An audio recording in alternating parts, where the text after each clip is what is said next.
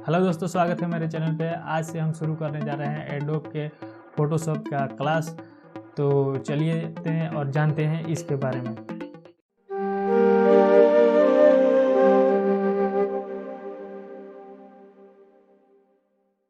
दोस्तों, फोटोशॉप जो है वो आज से 30 साल पहले रिलीज हुआ था, मार्केट में आया था, जिसको लाने वाले दो भाई थे, जॉन नॉल और थॉमस नॉल ने।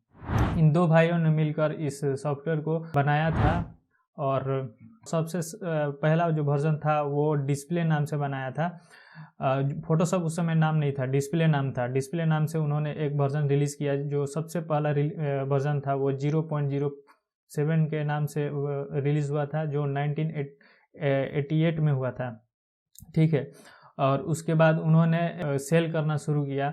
सेल किए तो एक ग्रे स्केल नामक प्रिंट सेलिंग करने वाला था, उनके ज़रिए वो अपना फोटोशॉप का कॉपी जो है वो सेल करना शुरू किया। ये सबसे पहला इमेज एडिटिंग सॉफ्टवेयर। एक दिन मीटिंग हुआ, वहाँ पे एडोब के जो डायरेक्टर थे रसल ब्राउन, वो भी वहाँ मौजूद थे और उनको भी बहुत अच्छा लगा वो सॉफ्टवेयर, और उन्होंने भी ये निर्णय लिया कि हाँ, इनको लाइसेंस दिया जाना चाहिए। तो और उसके बाद उन्होंने फिर रिलीज़ किया आपका डिस्प्ले नाम चेंज करके फोटोशॉप जो वर्जन था 0.63 जो वर्जन था वो रिलीज़ किया। वो भी 88 में ही किया, लेकिन 2 अक्टूबर के दिन में वो रिलीज़ किया। और उसके बाद एक और रिलीज़ किया था फोटोशॉप 0.87 जो 1989 में हुआ। और उसके बाद एडोब ने जब लाइसेंस दे दिया उसको, तो ऑफिशियली उन्होंने रिलीज़ किया, जिसका नाम रखा एडोबी फोटोशॉप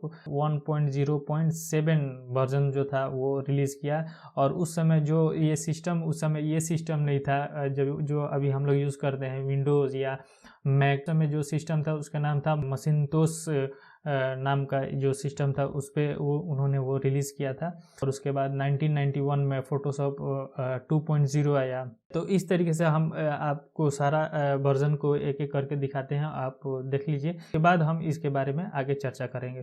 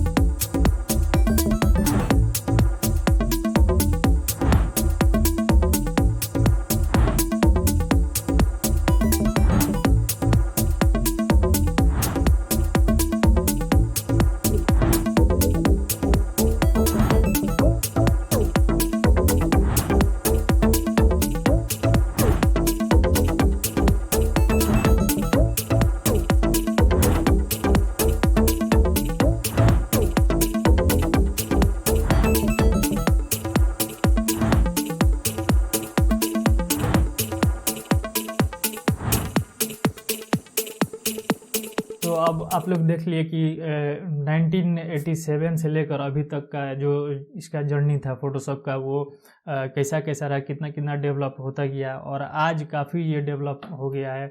अभी 25 वर्जन भी आ गया है, मार्केट में लॉन्च हो गया है। एडोबी फोटोशॉप CC 2020 जो मेरे पास अवेलेबल है, उसी पे हम आज का ये वीडियो सीखेंगे। तो देर ना करते हुए आइए देखते हैं सिस्टम पे कैसा इसका लुक है। ये आ गए हम अपने सिस्टम में, और यहाँ से एडोबी फोटोशॉप CC 2020 वर्जन जिसका लुक इस तरह से कुछ है, आप देख सकते हैं इसका लुक।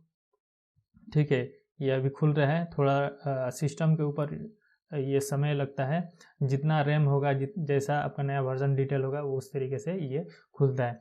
तो यह हमारा खुल गया ऑलमोस्ट। हमारे जो फर्स्ट पेज है वो इस तरीके से शो होगा। आपका पास ये कुछ नहीं शो करेगा जब आप फर्स्ट टाइम ये यूज़ कीजिएगा।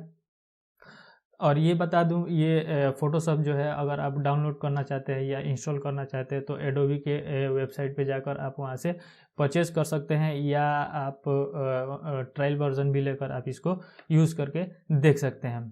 ठीक है, तो सबसे पहले देखते हैं ओपन के बारे में। ये हमारा फोटोशॉप खुल गया। ओपन और क्रिएट, ये दो ऑप्शन होता है। या तो आप किसी इमेज को एडिटिंग करना चाहते हैं तो यहाँ से क्लिक करके आप कोई भी इमेज यहाँ से अपने सिस्टम में से लेकर आप उस पर वर्क कर सकते हैं। यहाँ से ओपन कीजिएगा तो ये आपके डैशबोर्ड पर आ जाएगा। और क्रिएट कीजिएगा, क्रिएट न्यू लिखा है। क्रिएट करने का मतलब होता है कि आप कोई पेज लेकर उस पर कोई आर्ट डिज़ाइन करना चाहते हैं तो आप यहाँ से कर सकते हैं। बाय डिफ़ॉल्ट यहाँ पे बहुत सारे प्रीसेट दिए हुए होते हैं, फ़ोटो के लिए, प्रिंट के लिए, आर्ट के लिए, या वेब का डिज़ाइन करना चाहते हैं उसके लिए, या फिल्म या वीडियो के लिए कोई डिज़ाइन करना चाहते हैं तो इसके लिए यहाँ पे बहुत सारे टेम्पलेट पड़े हुए हैं। मैं यहाँ पे मैनुअली एक पेज लेता हूँ। यहाँ पर सबसे पहले देख रहे हैं कि प्रीसेट का डिटेल डालना है, यानी वो जो पेज ले रहे हैं उस किस नाम से आप बनाना चाहते हैं। तो मैं यहाँ पे कुछ भी नाम लिखता हूँ, जैसे फर्स्ट क्लास ही डाल देता हूँ, फर्स्ट क्लास। और उसके बाद दिया है विड्थ एंड हाइट। विड्थ आप कितना भी रख सकते हैं, आपके ऊपर है।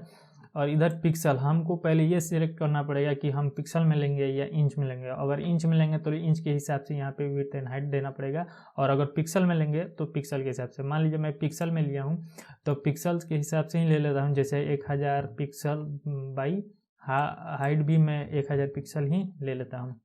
उसके बाद है वो ओरिएंटल चाहते हैं या पोर्ट्रेट चाहते हैं, तो जैसे आप चाहते हैं उस तरीके से आप यहाँ से इसका सिलेक्शन कर सकते हैं। ठीक है, मैं यही ओरिएंटल ही रहने देता हूँ। यहाँ से रेजोल्यूशन इसका दे सकते हैं कि आपको 300 चाहिए या 150 का रेजोल्यूशन चाहिए या 72 का रेजोल्यूशन चाहिए, वो आप यहाँ पर सेट कर सकते हैं। मैं यहाँ पे 300 ले लेता हूँ। फिर कलर मूड इसका क्या होना चाहिए, RGB होना चाहिए या ग्रे स्केल होना चाहिए, ये यहाँ पे दिया हुआ है बाय डिफ़ॉल्ट। आप यहाँ से कोई भी सेलेक्ट कर सकते हैं। मैं RGB ही रहने देता हूँ, और मैं रिकमेंड करता हूँ कि आप भी RGB ही रखें।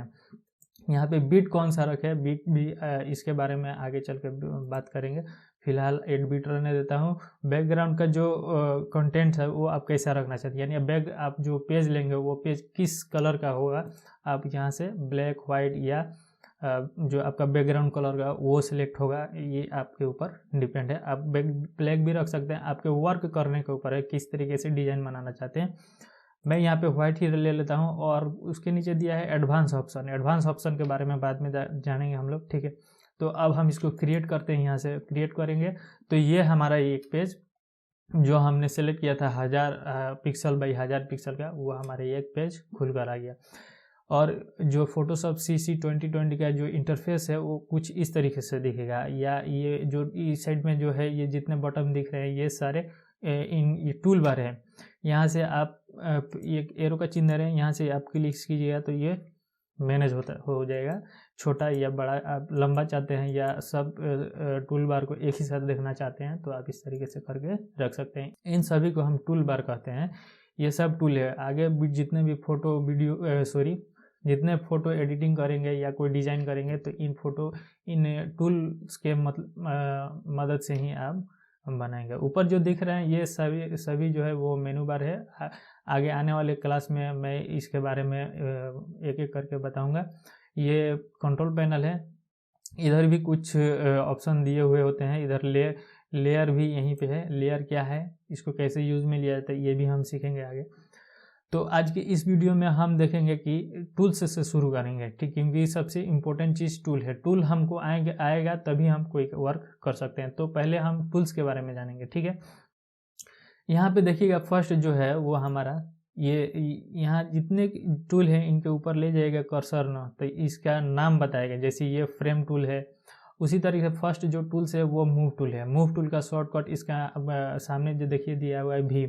अगर मान लीजिए कोई दूसरा टूल सेलेक्ट है और अगर आप मूव टूल सेलेक्ट करना चाहते हैं तो कीबोर्ड से सिंपल भी प्रेस कीजिएगा तो ये सिलेक्ट हो जाएगा। उसके अंदर भी बहुत सारे हैं, इसके सभी टूल्स के अंदर भी और भी टूल्स हैं।